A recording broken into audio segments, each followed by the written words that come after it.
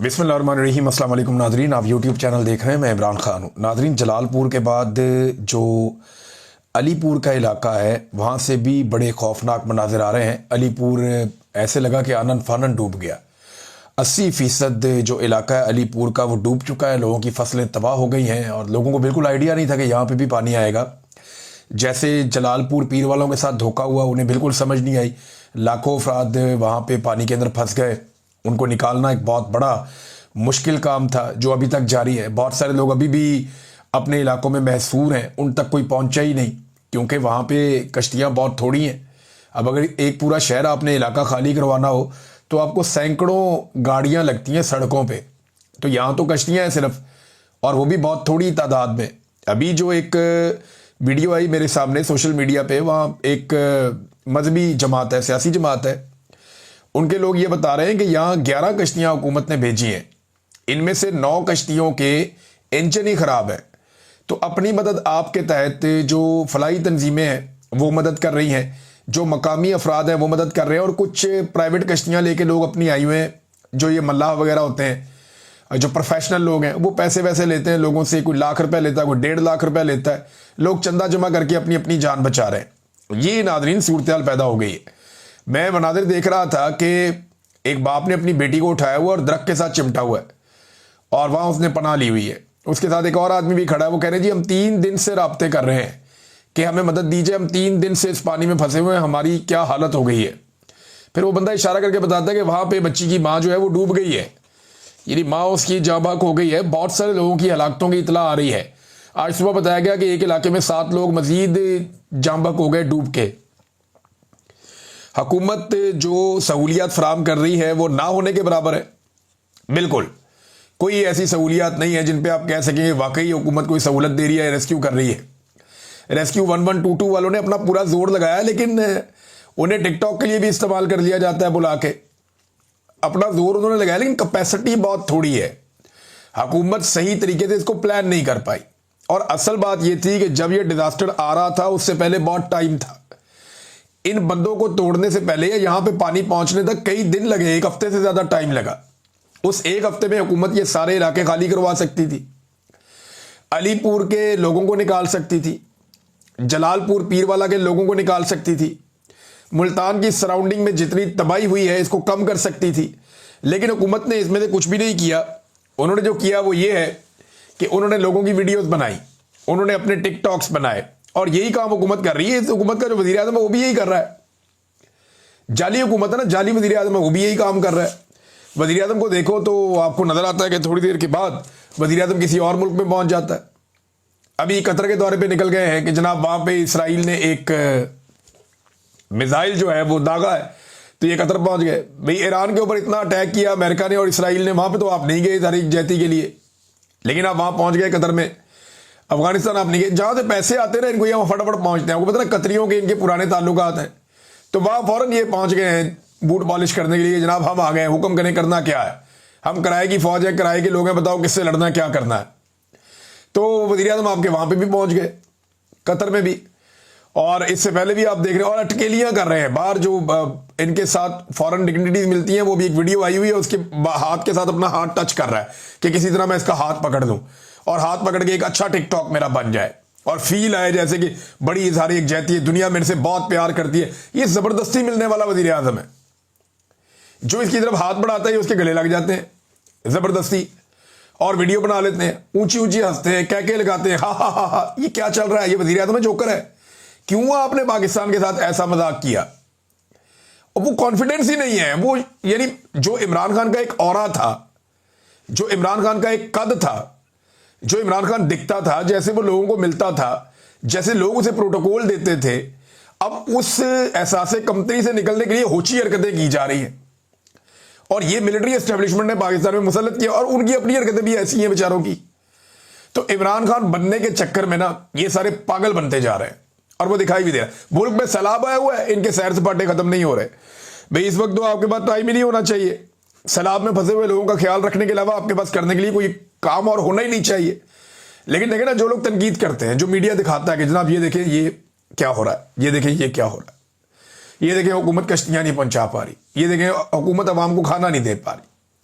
हालात यहां तक पहुंच गए हैं कि अभी मैं एक वीडियो देख रहा था, पुलिस वालों ने एक थैला रखा हुआ राशन का, ऐसे साथ इंतजामिया खड़ी है, एक एक करके बंदा बुलाते हैं, उसी थैले के साथ फोटो बनाते हैं, अगला बंदा आओ, फलां बंदा वल्द फलां बंदा आ जाओ भाई, वो बंदा आता है उसके राशन के साथ फोटो बनाता है, वो बंदा जाता है, फलां बंदा वल्द फलां बंदा, वो आ जाओ भाई, उसी राशन के साथ, एक ही राशन के साथ कितने सारे लोगों की ये फोटोज बना रहे हैं।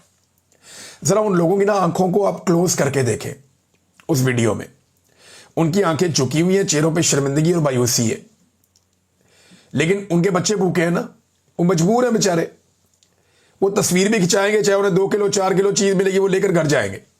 बच्चे भूखे हैं, काम मिल नहीं रहा, मजदूरी कहीं पे है नहीं, खेत डूब गया है, मवेशियों का कोई पता नहीं चल रहा, खानदान वाले कौन कहां पे है कुछ पता नहीं है, बैंक सारे के सारे सूरत सारी, वो बेचारे ये तो बैंकों में कभी इन्होंने अकाउंट भी नहीं खोला, गरीब लोग हैं, कहां जाएंगे ये, वो बेचारे इनकी मजबूरी से ये फायदा उठा रहे हैं, घर में दाने इनके है नहीं, घर भी डूब गए हैं, सड़कों पे आकर बैठे हुए हैं, अब उनकी पहले बेइज्जती करते हैं, उसके बाद इनको राशन देते हैं थोड़ा सा, यानी इनकी मजबूरियों को इस्तेमाल कर रहे हैं अपनी सियासत के लिए, अपनी नौकरी चमकाने के लिए, अपने नंबर बढ़ाने के लिए, लेकिन अवाम इनको बताएगी। और जो लोग ये चीजें दिखाते हैं ना मीडिया पे, मीडिया दो बल दिखाते ही नहीं है, 1-2 मीडिया वाले निकले, आसमा शराजी को मैंने देखा और हामिद मीर साहब को मैंने देखा, या 1-2 और लोगों को देखा, बाकी जो आपका रवायती मीडिया है वो तो निकला ही नहीं, उन्होंने तो इस पर काम ही नहीं किया।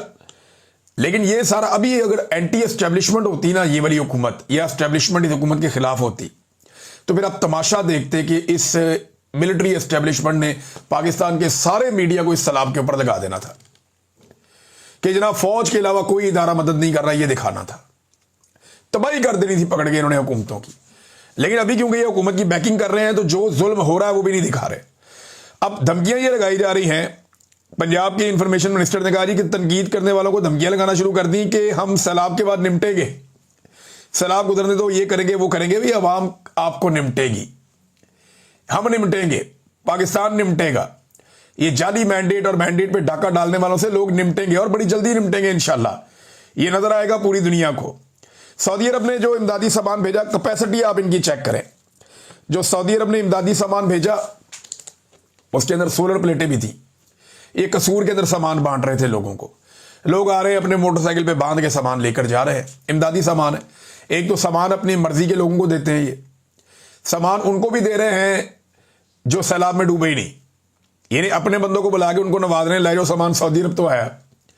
उन्होंने सैलाब मुतासरीन के लिए ज़कात और खैरात भेजी है, ये वो ज़कात और खैरात अपने चाहने वालों को दे रहे हैं, अपने बंदों में बांट रहे हैं। नंबर 1 तो ये शिकायत आई। दूसरी शिकायत ये आई कि सऊदी अरब के सामान के साथ सोलर की प्लेटें और निज़ाम था, जिनके जरिए से ये लोग आर्जी तौर पे अपनी बिजली पैदा कर सकते हैं, या मुस्तकिल नौयत भी वो लगा रहे तो ठीक है, तो बड़ी अच्छी सोलर प्लेटें हैं। तो पता नहीं इनके मुंह में पानी आ गया, सोलर प्लेटें साथ दे ही नहीं रहे, वो अलहदा गोदाम में छुपा के रखी हुई है, और वहां से लोगों ने वीडियो बनाकर इन्हें एक्सपोज कर दिया। अब ये नाज़रीन खाली पंजाब की नहीं सूरत हाल, सिंध में भी ऐसे ही है। सिंध में जो भी सिंध हुकूमत ने अरबों रुपए लगा के मंसूबे बनाए ना, वो सारे मंसूबे एक एक करके बिलावल के हक में बैठते जा रहे हैं। जैसे मिलिट्री एस्टेब्लिशमेंट इनके मुखालिफ खड़े होने वाले उम्मीदवारों को इलेक्शन में बिठा देती है ना, कि ये बिलावल के हक में खड़ा बिठाओ, वो भी खड़ा है उसको भी बिठाओ, वो खड़ा है उसको भी बिठाओ, वो पीटीआई वाला नहीं बैठ रहा नायल करो, फला नहीं बैठ रहा बिठाओ, इनको सारों को बिला मुकाबला करवाती है मिलिट्री एस्टेब्लिशमेंट। बिलावल की बहन को इलेक्शन लड़वाया, सारे बिठा दिए, वो बेचारा अभी तक केस लेके फिरता रहता है, पीटीआई वाला जो था एमएनए का उम्मीदवार, सारे बिठा के बिला मुकाबला करा के लाके हलफ करवा दिया कि लो ये बिलावल की बहन है, इसको तो इलेक्शन लड़ ही नहीं सकता इसके खिलाफ कोई। तो इसी तरह जैसे उम्मीदवार बिठाए जाते हैं, वैसे ही प्रोजेक्ट भी बैठ रहे हैं। गुज़िश्ता चंद महीनों में बिलावल ने जिन मंसूबों का इफ्तिताह किया ना, लगभग 70 अरब रुपए के मंसूबे, वो एक बारिश में बैठ गए हैं। कल मैंने आपको हाईवे दिखाई थी, वो जो शाहराह भुट्टो, वो देखे कैसी बैठी है, बेड़ा गर्क हो गया उसका एक बारिश में। उसके बाद जनाब ये एक और नदी है, ये भी बैठ गई है, वो कैनाल भी बैठ गई जो हब कैनाल है। तो बेड़ा गर्क सिंध में भी यही है, पंजाब में तो ये है, नालायकी है, नकम्मापन है, एक अजीबोगरीब टिकटॉक हुकूमत है। सिंध में भी यही है। और जब बिलावल से सवाल करो तो वो रोने वाला मुंह बना देता है, सहाफियों को मुंह चढ़ाना शुरू कर देता है। आंसू निकाल के, रोने वाला मुंह बना के, तो बहुत ही अजीब है, ऐसा लगता है कार्टून चल रहे हैं पाकिस्तान में, कोई हुकूमत नहीं चल रही। इतने बेवकूफ लोग और इतने गैर जिम्मेदार लोग, इतनी बचकाना हरकतें ये अब होती हुई देख रहे हैं, अपनी आंखों से देख रहे हैं, और मिलिट्री एस्टेब्लिशमेंट इसमें खुश है। देखिए, अगर कोई काम कर रहा है ना इस वक्त सैलाबज़दा इलाकों में, मैं सीरियसली आपको बताऊं, ये मरकजी मुस्लिम लीग नाम की एक जमात है, ये मजहबी सियासी जमात है। मैंने इनके लोगों के बारे में जहां से सुनी है तारीफ ही सुनी है। सब लोग कह रहे हैं कि यार इन्होंने जितनी जानें बचाई है ना, उसका 10% भी पंजाब हुकूमत नहीं कर पाई। जितनी जानें मरकजी मुस्लिम लीग वालों ने बचाई हैं, ये पंजाब हुकूमत सारी मिलकर अपने पूरे वसाइल के बावजूद इतनी जानें नहीं बचा सकी। रिलीफ के काम में बहुत आगे है जो एक जमात इस्लामी की तंजीम है अल खिदमत, बहुत अच्छा रिलीफ का काम कर रहे हैं, लेकिन रेस्क्यू के काम में वो इतने माहिर नहीं है। रेस्क्यू के काम में सबसे बेहतरीन जो खिदमत सर अंजाम दी हैं वो ये मरकजी मुस्लिम लीग ने दी है। बड़ा ज़बरदस्त काम किया, इनको शाबाश मिलनी चाहिए, सबको इन्हें शाबाश देनी चाहिए। मैं बतौर पाकिस्तानी इनका शुक्रिया अदा करता हूँ, बहुत ज़बरदस्त काम किया और लोगों को खाना पहुंचा रहे हैं, हर जगह मदद कर रहे हैं। तो हुकूमत के अंदर अगर इनका 10% या 20% भी एहसास हुकूमत के अंदर होता ना, तो वो बहुत कुछ कर पाती। लेकिन वो इसको एक अपॉर्चुनिटी के तौर पे ले रहे हैं कि जनाब मौका मिल गया है, वीडियोस बनाओ, मौजें करो, एक ही राशन जो है वो कई कई बंदों को बांटो और बांट के उनका मजाक उड़ाओ। नाज़रीन, इमरान खान साहब का केस लगा हुआ था, मैंने आपको बताया था सुबह वाले वीलॉग में। तो वो जो केस है वो ट्रक की बत्ती बन गया एक दफ़ा फिर। कैसे बन गया? अदालत ने ये तो कह दिया कि जनाब जल्दी इमरान खान साहब का केस सुनने के लिए लगाया जाए, अल कादर वाला, लेकिन तारीख नहीं दी। ये कह दिया हाँ जल्दी लगाया जाए, लेकिन उसकी तारीख अभी भी नहीं दी गई।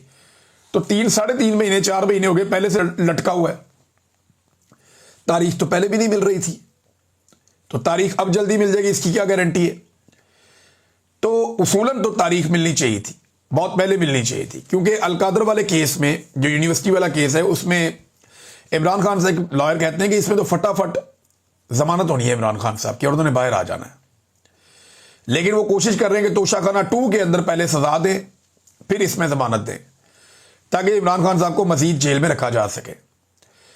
तो बैरिस्टर सलमान सफदर साहब ने कहा कि ठीक है, अगर आप ये करना चाहते हैं तो आप वो भी सजा सुना दें, फिर दोनों केस इकट्ठे लगा दें और हम दोनों केसेस को लेकर आएंगे और दोनों के अंदर इमरान खान साहब को छुड़वाएंगे। कोई 2-4 महीने लग जाएंगे ना, कोई बात नहीं, तो इतना टाइम काटा है तो ये भी हम देख लेंगे। तो इमरान खान साहब के वकील ने कहा कि केस तो ये कुछ भी नहीं है, लेकिन एक ट्रक की बत्ती है जिसके पीछे इस्लामाबाद हाई कोर्ट ने लगाया हुआ, और हाई कोर्ट ने एक बहुत ही अजीब हरकत की है, बहुत ही मायूब, बल्कि मैं उसे कहूंगा ये घटिया हरकत है, ये नहीं होनी चाहिए थी। यानी ऐसा कैसे मुमकिन है कि एक चीफ जस्टिस एक वकील को जो दिन रात ह्यूमन राइट्स के लिए आवाज उठाती है, उसको इस तरह मुखातिब करे, ऐसे बदतमीजी करे। ये मरियम नवाज खान साहिबा ने रिपोर्ट किया, बाकी सारे हमारे जितने जर्नलिस्ट दोस्त हैं उन सब ने रिपोर्ट किया, बल्कि सारे हैरान हो रहे हैं कि ये हुआ क्या चीफ जस्टिस को। उन्होंने ईमान मजारी को कहा कि आपको अपना मुंह बंद रखना चाहिए, और उनके शौहर को कहते हैं जज साहब के हादी साहब इसे समझाएं, किसी दिन मैंने पकड़ लिया ना। यार ये जज का एटीट्यूड है, ये तो एक बदमाश थानेदार का एटीट्यूड होता है कि मैं तेनों फाड़ लिया ना तो फिर रोंदा नहीं। ये एटीट्यूड जो है ये एक बदमाश थानेदार का होता है, जज का ये रवैया नहीं होता। जज धमकियां नहीं लगाते होते, जज इंसाफ देते होते हैं, अपना काम करते होते हैं। और जज साहब को गुस्सा इस बात का कि वो एक्सपोज हो जाते हैं। अब केस क्या था? केस मारंग बलोच के ईसीएल से नाम निकालने का केस है। इसमें जजों पे वैसे ही बहुत दबाव रहता है मारंग बलोच के मामले में। मारंग बलोच का मैं बताया तो उनको पेश किया गया दोबारा अदालत में आज के दिन में। उन्होंने वहां खड़े होकर कहा मारंग ने कि भाई ना ये देखते हैं औरत है, ना देखते हैं मर्द है, ना देखते हैं कि किस नस्ल से इसका ताल्लुक है, ये सबके साथ बर्बरियत और जुल्म कर रहे हैं। वो लगातार अपने हकूक के लिए और बलूचिस्तान के हकूक के लिए आवाज उठा रही है, डट कर खड़ी है मारंग बलोच, ऐसे नजर आ रहा है। लेकिन मारंग बलोच पे इल्जाम लगाने वाले जितने भी लोग हैं, चाहे वो मिलिट्री एस्टेब्लिशमेंट हो, टाउट सहाफी हो, या कोई सियासतदान हो, या कोई ब्यूरोक्रेट हो, वो सारे के सारे मुकम्मल तौर पे नाकाम हो गए। उन्होंने कहा था कि वो साबित करेंगे कि पाकिस्तान के दुश्मनों के साथ मारंग बलोच के ताल्लुकात हैं, या दुश्मन मुमालिक के साथ मारंग बलोच को फंडिंग होती है, या वो वहां से उनके ताल्लुकात हैं। ऐसे इन्होंने घटिया इल्जाम लगाए थे। तो भाई साबित करो। अब इतने महीने हो गए, कई महीने हो गए, मारंग बलोच को गैर कानूनी तौर पे बंद रखा हुआ है। अभी तक 1 टके का इल्जाम पाकिस्तान की पूरी एस्टेब्लिशमेंट, हुकूमत और टाउट्स ये सारे रल के 1 टके का इल्जाम मारंग बलोच पे अभी तक साबित नहीं कर पाए, और जज बेचारे वहां पे मजबूरन उनको बेल देते रहते हैं। अब ये वापस आते हैं ईमान मदारी वाले मामले पे। तो यहां भी ईमान मदारी ने कहा कि अगर आपको मेरे साथ कोई तासुब है तो क्लाइंट के केस को मुतासिर ना करें। मैं यहां सिर्फ एक ब्रीफ लेकर आई हूं, जाती हैसियत में नहीं आई। और चीफ जस्टिस ने कहा कि आपने कमेंट कर दिया, मैं जज नहीं डिक्टेटर बैठा हुआ हूं, क्यों ना आपके खिलाफ तौहीन अदालत की कार्रवाई शुरू की जाए। तो इस पे ईमान मदारी ने कहा कि मैंने कोई बात कानून और आइन के बाहर नहीं की। अगर आप तौहीन अदालत की कार्रवाई करना चाहते हैं जरूर करें, मुझे आइन ने आज़ादी इज़हार राय दी है और मैंने वही इस्तेमाल किया है। लेकिन ये जो जुमला है ना कि हादी साहब इसे समझाएं, मैंने पकड़ लिया ना, वैसे इंतहाई मायूब जुमला है। वकला तंजीमों को चाहिए और वकला बरादरी को चाहिए कि chief justice Islamabad high court से इसका जवाब तलब करें और उनसे पूछें कि ये कैसे हरासमेंट कर सकते हैं खातून वकील की जो मजलूमों के लिए आवाज़ उठाती है और कोई जुर्म नहीं है। तो ये चीफ जस्टिस से सवाल पूछना चाहिए वकला तंजीमों को और वकला को। और मैं तो कहता हूं कि अगर कोई फोरम ऐसा है जहां पे ये केस किया जा सकता है तो ईमान मज़ारी को ये केस करना चाहिए और ये आवाज़ उठानी चाहिए। वो दूसरों के लिए आवाज़ उठाती हैं, ये भी उठाएं कि मुझे भरी अदालत के अंदर चीफ जस्टिस ने धमकाया है और बताएं कि मैंने इससे हरासमेंट फील की है और ये ज्यादती है। नादरीन, इमरान खान साहब वाले केस में अलीमा खानम ने हाई कोर्ट के बाहर बातचीत भी की है। उन्होंने कहा ये फाइल मंगवा कर दिखाएंगे, लेकिन हमारा ख्याल है कि एक चीज़ बिल्कुल वाज़ेह है कि इमरान खान का असल में सिर्फ यही अलकादर है, केस यही है। अगर इसमें ज़मानत हो जाए तो बरीयत भी हो सकती है, बाहर आ सकते हैं और इमरान खान आज या जब भी ये सुने जाएंगे तो रिहा हो सकते हैं। लेकिन जो स्क्रिप्ट बनाया गया है वो ये है कि तोशाखाना केस में जल्दी सज़ा दिलवाई जाए और जब सज़ा हो जाएगी तो फिर इसमें ज़मानत दे दी जाएगी। ये वही बात है जो मैं आपको काफ़ी अरसे से कह रहा हूँ। ये बात आप सबको भी समझ आ रही होगी और हमें भी समझ आ रही है, लेकिन ये इंसाफ नहीं है और इंसाफ के तकाजे पूरे नहीं हो रहे। एक और केस है जो 25 अप्रैल से लगा हुआ है, जिसकी आज सलमान सफदर ने बात की थी, वो है तोशाखाना 2। देखिए तोशाखाना 2 क्या होता है। तोशाखाना का इमरान खान पे एक केस बना, सारा कुछ आ गया तो केस फैसला हो गया। अब ये तोशाखाना 2 बना लिया, कल आप तोशाखाना 3 बना लें, फिर 4 बना लें। इस तरह तो एक आदमी आप 1000 साल तक अंदर रख सकते हैं। भाई अभी ये जो अनवारुल हक काकड़ लेकर गया तोशाखाना के तोहफे, वो कहां गए? क्या ये तोहफे सिर्फ सियासतदानों को मिलते हैं, जर्नैलों को नहीं मिलते? उनके तोहफे कहां गए? जो जजों को मिलते हैं वो कहां गए? क्या वो जो है वो मुकद्दस गाय है? उन्होंने कभी जवाब नहीं देना, उनको जो तोहफा मिला वो किस मद में मिला और वो कहां गया?